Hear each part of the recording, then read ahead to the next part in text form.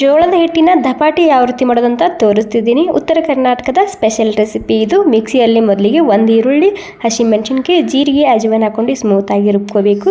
1 cup ಜೋಳದ ಹಿಟ್ಟು, ಒಂದು 4 ಚಮಚ ಬೇಸನ್ ಹಿಟ್ಟು, 4 ಚಮಚ ಅಕ್ಕಿ ಹಿಟ್ಟು, ಈ ರುಬ್ಬಿದಂತಹ ಪೇಸ್ಟ್ ಹಾಕೋಬೇಕು. ಮತ್ತು ಕರಿಬೇವಿನ ಸೊಪ್ಪು, ಮೆಂತ್ಯ ಸೊಪ್ಪು ಹಾಕ್ಕೊತಿದ್ದೀನಿ. ರುಚಿಗೆ ತಕ್ಕಷ್ಟು ಉಪ್ಪು ಮತ್ತು ಸ್ವಲ್ಪನೇ ಕುದಿಯುವಂತಹ ನೀರು ಸೇರಿಸ್ತಿದ್ದೀನಿ, ಜಿಗಿ ಬರುತ್ತೆ. ಮತ್ತು ಸ್ವಲ್ಪ ಅರಿಶಿಣ ಹಾಕ್ಕೊಂಡಿನಿ. ಅರಿಶಿಣ ಹಾಕ್ಕೊಂಡು ಇವಾಗ ಏನಿಲ್ಲ ಹಿಟ್ಟನ್ನ ನಾದ್ಕೋಬೇಕಾಗುತ್ತೆ. ಇವಾಗ ಸ್ವಲ್ಪನೇ ನೀರು ಹಾಕ್ಕೊಂಡು ಜೋರು ಹಾಕಿ ಒಂದು 5-10 ನಿಮಿಷ ಇದನ್ನು ಹಿಟ್ಟನ್ನ ನಾದ್ಕೋಬೇಕಾಗುತ್ತೆ. ಹಿಟ್ಟು ಇಲ್ಲಿ ಎಷ್ಟು ಜೋರು ಹಾಕಿ ನಾದ್ಕೊತೀವಲ್ಲ ಅಷ್ಟೇ ಜಿಗಿ ಬರುತ್ತೆ ರೊಟ್ಟಿ ಬಡಿಯೋದಕ್ಕೆ. ಇಲ್ಲಿ ಬಿಳಿ ಎಳ್ಳು ಹಚ್ಕೊಂಡು ರೊಟ್ಟಿನ ತಟ್ಕೊತಿದ್ದೀನಿ. ನಿಮ್ಗೆ ಎಷ್ಟು ತೆಳ್ಳಗೆ ಬೇಕೋ ಅಷ್ಟು ತೆಳ್ಳಗೆ ನೀವು ಅದನ್ನು ತಟ್ಕೋಬೋದು. ಹಿಟ್ಟನ್ನ ಸ್ಲೋಲಿ ಆಗಿ ನಾದ್ಕೊಳ್ಳಿ, ರೊಟ್ಟಿ ತುಂಬಾ ಸರಿಯಾಗಿ ಬರುತ್ತೆ. ಇವಾಗ ಏನಿಲ್ಲ ರೊಟ್ಟಿ ತಟ್ಕೊಂಡಾಗಿದೆ. ಇಲ್ಲಿ ಹಂಚು ಕೂಡ ಬಿಸಿಯಾಗಿದೆ. ಮತ್ತು ಹಂಚಿನಲ್ಲಿ ಇಲ್ಲಿ ರೊಟ್ಟಿ ಹಾಕಿದ ಮೇಲೆ ನೀರು ಹಾಕ್ತಿದ್ದೀನಿ. ಮತ್ತು ಹೈ ಫ್ಲೇಮ್ದಲ್ಲೇ ಇರಬೇಕು ಗ್ಯಾಸ. ಇವಾಗ ನೋಡಿ 2 ಕಡೆಗೆ ಬೇಯಿಸ್ಕೊಂಡಾಗಿದೆ. ಬೇಯಿಸ್ಕೊಂಡಾದ್ಮೇಲೆ ಇದಕ್ಕೆ ಎಣ್ಣೆ ಹಚ್ಕೊಂಡು ತೊಗೊಂಡ್ರೆ ನಮ್ಮ ದಪಾಟಿ ತಯಾರಾಗುತ್ತೆ. Thank you.